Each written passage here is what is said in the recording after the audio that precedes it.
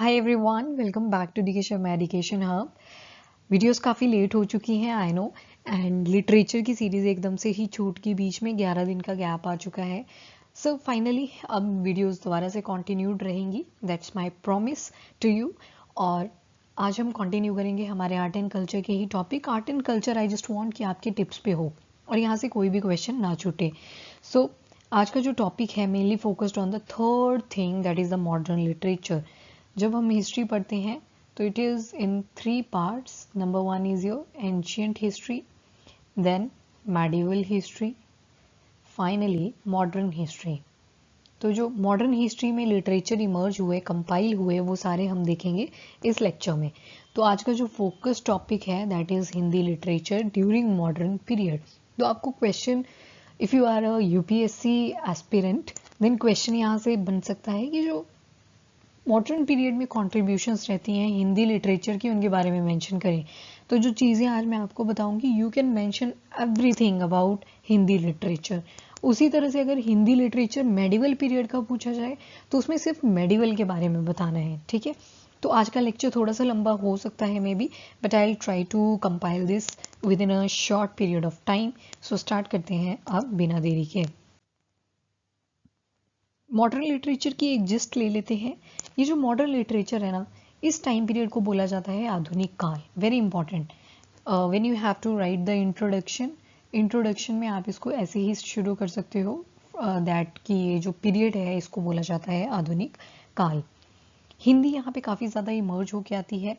As we know कि कुछ जो मैक्सिमम जो हमारी most of the classical language हैं they belong from the south India, और जो नॉर्थ इंडिया वाला पार्ट है वहाँ पे सिर्फ हमें देखने को मिलेगी हिंदी। तो मॉडर्न लिटरेचर जब लिखे गए तो यहाँ पे हिंदी जो थी that emerged a lot in your north India. अब पढ़ेंगे हम about the Hindi literature. Hindi literature की बात करें तो यहाँ पे भी जो फोकस था वो शिफ्ट हो जाता है। आप पहले देखते हो कि कुछ ड्रामाज लिखे गए, ठीक है, बहुत सारी पोएम्स लिखी गई, ठीक है, बहुत सारी चीज़ें लिखी गई, ठीक है, छोटे छोटे जॉनरे लिखे गए, बहुत सारी चीज़ें लिखी गई। इन शॉर्ट इनके जो थीम्स हुआ करते थे बहुत वेरिड थे, वेरिएशन थी। And do you know one thing कि जहाँ पे लिटरेचर बहुत अच्छे से कंपाइल हो रहे होते हैं, जिनके आर्ट मैन्युफैक्ट मतलब ये जितने भी मॉन्यूमेंट्स होते हैं वो इमर्ज होके आ रहे होते हैं, उस कंट्री की कंडीशन को बहुत अच्छा माना जाता है। जहाँ पे डिप्लीशन चला होता है वहाँ की आर्ट भी डिप्लीट कर जाती है। तो यहाँ पे थीम देखने को मिलती है आपको। अगर हम पीछे जाएं, थोड़ा सा एंशियंट में चले जाएं, तो वहाँ पे काफ़ी अच्छी चीज़ें देखने को मिलती हैं हमें आर्ट एंड कल्चर के पर्सपेक्टिव से, बिकॉज कंडीशन अच्छी हुआ करती थी। As we move toward the medieval, शुरू में यहाँ भी अच्छी थी। खुद रूलर जो थे उस टाइम पे उनको बहुत ज़्यादा इंटरेस्ट था आर्ट एंड कल्चर में। But by the time being जैसे जैसे लिटर मुगल्स की तरफ जाएंगे, ऑल्दो जो लास्ट लिटर मुगल माने जाते हैं Bahadur Shah Zafar, he was also very prominent writer. But उनसे पहले कुछ ऐसे रूलर्स भी आते हैं जिनको नहीं थी पसंद art and culture, like Aurangzeb, ठीक है। उनको तो लिटरेचर पसंद ही नहीं था और ऊपर से थे भी बहुत कट्टर। तो इस तरह से डिक्लाइन कर गई चीज़ें, थीम उतनी ज़्यादा ब्रॉड नहीं रही। और फिर जैसे हम एंटर कर जाते हैं इन द मॉडर्न पीरियड, तो मॉडर्न पीरियड में आप देखोगे जो फोकस था लिटरेचर का वो कंप्लीटली चेंज हो जाता है and it shifted toward the देशभक्ति वाली feeling, that is patriotic forward. अब यहाँ पे आपको देखने को मिलेगा कि जितने भी लिटरेचर हैं वो रोमांटिक पे ना बेस्ड होके किस चीज़ पे आ जाएंगे, पेट्रियाटिज्म पे बेस आ जाएंगे। उससे पहले हमने जितने भी देखे कुछ फनी थे, कुछ लव से रिलेटेड थे, रोमांटिक जिनको बोलते हैं, कुछ लव स्टोरीज पे बहुत फोकस था, ठीक है, वेल्थ बताई जाती थी, कुछ ट्रेवलर्स आए, तो इस तरह से बहुत सारी थीम्स थी। बट अगर मॉडर्न पीरियड में बात करें तो यहाँ पे पेट्रियाटिक आपको ज़्यादा टिंच देखने को मिलता है। अब जो पिक्चर आपको साइड में देखने को मिल रही है that is very important personality. And again ये पिक्चर आपने अभी देखी भी, कहाँ पे देखी, तो वेरी फर्स्ट स्लाइड के ऊपर। तो ही इज़ भारतेंदु हरिश्चंद्र। जो भारतेंदु हरिश्चंद्र थे इन्होंने लिखी एक बुक जिसका नाम है अंधेर नगरी। तो this is the writing who wrote it, Bharatendu Harishchandra. एक और कंट्रीब्यूशन है इनकी दैट इज भारत दुर्दशा। आपको पता है उस टाइम जैसे हम मॉडर्न पीरियड पढ़ते हैं तो वहाँ पे यूरोपियन इन्वेजन्स हो गई होती हैं, हुई पॉजिटिवली थी, पर वो कब नेगेटिव होगी वो पता नहीं चला। ठीक है, तो भारत दुर्दशा, बिकॉज इंडिया की कंडीशन जो थी अब वो आ चुकी थी डिक्लाइन पे, कुछ ना कुछ लॉसेस हम फेस करने शुरू हो चुके थे। तो भारत दुर्दशा किसने लिखी? अगेन भारतेंदु हरिश्चंद्र। तो मतलब एक तरह से Hindi literature during your modern period देखें तो भारतेंदु हरिश्चंद्र जो हैं वो पाइनियर कहा जा सकता है उनको। तो that's why he is also considered as the father of modern Hindi literature. जो फादर हैं मॉडर्न हिंदी लिटरेचर के वो कौन है? Bharatendu Harishchandra. I just hope इनके कंट्रीब्यूशन आपको अब समझ आ चुकी है एंड लर्न भी हो चुकी है। बहुत सारे रिनाउंड राइटर आपको देखने को मिलेंगे लाइक महावीर प्रसाद द्विवेदी। सबकी लिटरेचर याद करना ज़रूरी नहीं है, बट जैसे आपकी रेफरेंस बुक्स में मेंशन होती हैं उनके हम देख लेंगे, ऑल्दो आप सभी के याद भी नहीं रख सकते। एंड आफ्टर दैट आधुनिक काल, दैट इज हम किसके बारे में बात कर रहे हैं? Again the modern period. 4 subsection आपको यहाँ पे देखने को मिलती हैं, और ये 4 सबसेक्शन कौन थे? एक टेबल देख लेते हैं। एक को बोला जाता है भारतेंदु युग, ये भारतेंदु युग, जिसका टाइम पीरियड चलता है फ्रॉम 1868 टू 1893। द्विवेदी युग 1893 टू 1918 एंड छायावाद युग 1918 to 1937 and finally contemporary period जो कि आज तक चलता आ रहा है आफ्टर द 1937। तो इसको आप BDCC से याद रख लो, BDCC। तो B for Bharatendu, D for Dwivedi, Chhayavad and contemporary. Contemporary CC में इसमें कोई डिफरेंशिएशन करने की ज़रूरत नहीं है। Y so? बिकॉज जो आपका कंटेम्प्रेरी है ये किसी के नाम पे नहीं है, किसी के सरनेम पे नहीं है। वाई? क्योंकि ये आज तक चलता रहा है, तो उसी में हम इसको काउंट कर लेते हैं। तो भारतेंदु युग, हु वाज द, कौन थे ये? Who was the father of modern Hindi literature. तो भारतेंदु के नाम पे पहला युग पड़ता है जिसको बोलते हैं भारतेंदु युग। द्विवेदी युग जिनको हमने पढ़ा किसमें? रिनाउंड पर्सनालिटी में। तो नेक्स्ट आता है द्विवेदी युग। टाइम पीरियड के अकॉर्डिंग ये डिवाइडेड है। अगर टाइम पीरियड बाय चांस ना भी याद रहे तो दैट्स ओके कंप्लीटली, बिकॉज आपको युग पता होने चाहिए। ठीक है, अब बहुत सारी रिनाउंड पर्सनालिटीज आपको देखने को मिलेंगी ड्यूरिंग द मॉडर्न पीरियड, जिनमें फर्स्ट आती है स्वामी दयानंद सरस्वती। तो बहुत बड़े फिलोसफर थे, इंडियन फिलोसफर, स्पिरिचुअल थिंग्स में भी बहुत ज़्यादा बिलीव करते थे। अगर इनका लाइफ का ओवरव्यू लें, गुजराती राइटर थे, और इनका जो फेमस वर्क है that is the Satyarth Prakash. You should be well aware about this Satyarth Prakash. Satyarth Prakash रट लो इसको, आपके खून में चलना चाहिए ये। ठीक है, सत्यार्थ प्रकाश। तो इनका जो कंट्रीब्यूशन है ये याद रहना चाहिए आपको सत्यार्थ प्रकाश के बारे में।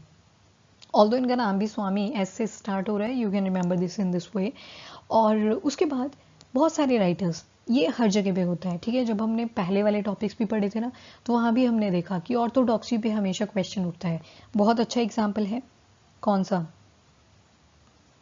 Jainism, Buddhism. बुद्धिज्म भी 2 सेक्ट्स में डिवाइड हो गया था, जैनिज्म भी 2 सेक्ट्स में डिवाइड हो गया था। ठीक है, तो डिवीजन क्यों होती है? जैसे ये जो जैनिज्म था आपका, ये था Shvetambar, Digambar, after that Buddhism था हीनयान, महायान। अच्छा, ये बात आपने कभी सोची कि क्यों सेक्ट्स बनते होंगे? There are 2 reasons. क्या रीजन है? हमेशा 2 लोग होते हैं। ठीक है, एक तो होता है जो मानता है कि हाँ जैसे चीज चलती आ रही है उसको वैसे ही फॉलो करते रहो। वहीं दूसरा बंदा आ जाएगा, वो बोलेगा नहीं, टाइम के साथ चीजें चेंज करनी पड़ेगी। अब जैसे जैनिज्म को अगर मैं यहाँ पे एग्जांपल लेके चलूँ, तो दिगंबर्स का मानना था कि बस हमें सिर्फ महावीर जो कह के गए उनको ही फॉलो करना है, और जैसे जैसे उन्होंने उस टाइम के पर्सपेक्टिव से कहा था वैसे वैसे ही करते चलना है। अब जैनिज्म में तो ये भी बोला गया कि छोटी सी छोटी चीज को भी नहीं मानना। ठीक है, पर अगर आप खेती करोगे तो आपको तो खेती छोड़नी पड़ेगी if you want to adopt Jainism. और अगर सभी ने जैनिज्म को अडॉप्ट कर लिया उस केस में, तो फिर तो दिक्कत आ जाएगी ना, फिर एग्रीकल्चर में कौन जाएगा? तो यहाँ पे फिर बोला गया कि ठीक है, एक लाइफ टाइम तक आप क्या करो, एग्रीकल्चर में इंडल्ज रहो, फिर उसके बाद जैनिज्म को अडॉप्ट कर लो। पर सभी को साल्वेशन तो चाहिए थी, लिबरेशन तो चाहिए थी। तो कहीं ना कहीं मतलब टाइम के साथ चीजें चेंज करती हैं, तो ये चीज इसमें बोली गई है। ऑल्दो जैनिज्म की बहुत अच्छी बात है कि किसी भी चीज को मानना क्यों है। ठीक है, I am not against the Jainism, I am just giving you an example कि किस तरह से सेक्ट्स बनते हैं, क्यों चीज़ें डिवाइड हो जाती हैं, क्योंकि दो पॉइंट ऑफ व्यू हमेशा आपस में क्लैश कर जाते हैं और उसी क्लैश की वजह से क्या आ जाता है, ये जो ऑर्थोडॉक्सी होती है सोसाइटी के अंदर उस पर क्वेश्चन लग जाता है। चलो ये था रिलीजन का एग्जाम्पल। अब एक था सती प्रथा। अब सती प्रथा क्यों थी? To prove the purity of women, कि हाँ ठीक है उनके पति की डेथ हो गई है, अब वो भी मर जाए साथ में, पर यहाँ पे राइट्स कहाँ गए वुमेन के? ठीक है, सो क्वेश्चन अराइज करता है कि जो वीमेन है जो कि साथ में वो जलती हुई चिता के ऊपर वो भी आके जंप लगा रही है, उधर उनको मरना पड़ रहा है, तो वहां पे क्वेश्चन उठता है कि उसके राइट्स कहाँ गए फिर? जो वुमेन मर रही है, और वुमेन ही क्यों मरे, व्हाई नॉट मैन? ठीक है, तो यहाँ पे बहुत सारे राइटर ऐसे आते हैं जो हमेशा क्वेश्चन करेंगे ही करेंगे कि ये जो ऑर्थोडॉक्सी चलती आ रही है सोसाइटी के अंदर ये क्यों है। तो उन्हीं में से कुछ रिनाउंड पर्सनालिटीज अब हम पढ़ेंगे। आई जस्ट होप आपने ये दिल पे ना ली हूँ बातें, because these are the examples and you should be aware about it. ठीक है, और एटलीस्ट मेरे चैनल पे पढ़ रहे हो तो आपको पता होनी चाहिए। फर्स्ट आते हैं मुंशी प्रेमचंद। इनकी पिक्चर भी आप देख चुके हो, अभी मैं यहाँ पे पॉपअप आएगा आपको साइड में, तो स्टार्टिंग में आपने इनकी पिक्चर देखी थी। तो ये है मुंशी प्रेमचंद, हिंदी एंड उर्दू में लिखा करते थे। तो इन्होंने भी ऑर्थोडॉक्सी को बहुत ज़्यादा क्वेश्चन करा था सोसाइटी के अंदर। तो जितने भी राइटर अभी स्लाइड पे आएंगे वो सारे ऐसे राइटर्स हुआ करते थे जिन्होंने हमेशा क्या किया, जो ऑर्थोडॉक्सी चलती आ रही थी, जो कट्टरता चलती आ रही है सोसाइटी में, उसको क्वेश्चन किया। अब आज का ज़माना है, इसमें बोल दें आप बच्चों को कि नहीं फ़ोन से नहीं लगानी क्लास, अगर वो कोई कोर्स अटेंड कर रहे हैं तो कैसे लगाएंगे भाई, जब कोर्स ही ऑनलाइन है वो, तो कैसे उस चीज़ को चेंज कर सकते हैं? ठीक है, तो that is the orthodoxy, time के साथ हमें चेंज होना पड़ेगा। तो मुंशी प्रेमचंद जो है हिंदी और उर्दू दोनों में ही लिखते हैं, और इनका जो फेमस वर्क है, very important, you must remember them, that is Godan and Karam Bhoomi. Godan and Karam भूमि हो रोट इट मुंशी प्रेमचंद।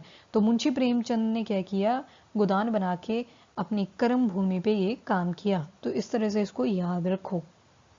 फिर आते हैं एक सूर्यकांत त्रिपाठी, निराला भी इनका टाइटल है, Suryakant Tripathi. So he is Suryakant Tripathi and Maithili Sharan गुप्त।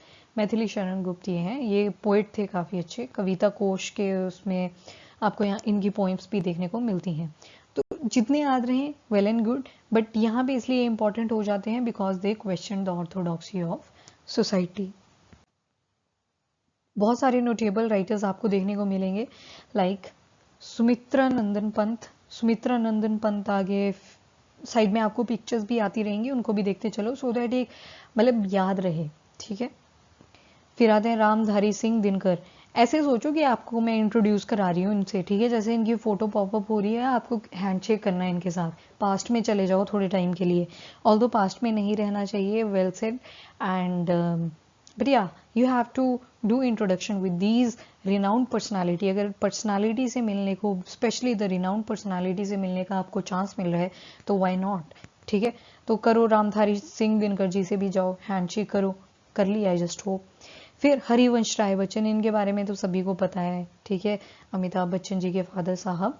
तो मधुशाला इन्होंने लिखी थी, ये वर्क याद रख लेना, मधुशाला। ठीक है, so here is the picture. And after that एक महादेवी वर्मा भी थी, तो फीमेल कॉन्ट्रीब्यूटर ज़्यादा नहीं देखने को मिलेंगी आपको, but yes Mahadevi Verma was there, she was the female contributor in the modern literature, specially in the Hindi literature. And after that Jaishankar Prasad, ये आज के जो मिनिस्ट्री ऑफ एक्सटर्नल अफेयर के मिनिस्टर हैं वो नहीं है, जयशंकर प्रसाद हैं, इन्होंने लिखी थी कामयानी। और जो कामयानी थे ये किस युग से बिलोंग करते थे, छायावाद युग से। तो ये छायावाद जॉनर था एक हिंदी लिटरेचर का। आई जस्ट होप आपको साथ साथ में याद भी हुए। And this is all about your Hindi literature. कल मिलते हैं नेक्स्ट लेक्चर के साथ on the same time. And again I am telling you कि पॉलिटी के लेक्चर्स अब शुरू हो जाएंगे दोबारा से, so do watch them also. ठीक है, जिन्होंने आर्ट एंड कल्चर पे अभी फोकस रखा हुआ है, start the polity also, 2 subject अब आप चला सकते हो साथ साथ में। So this is it from my side, thank you and have a nice day.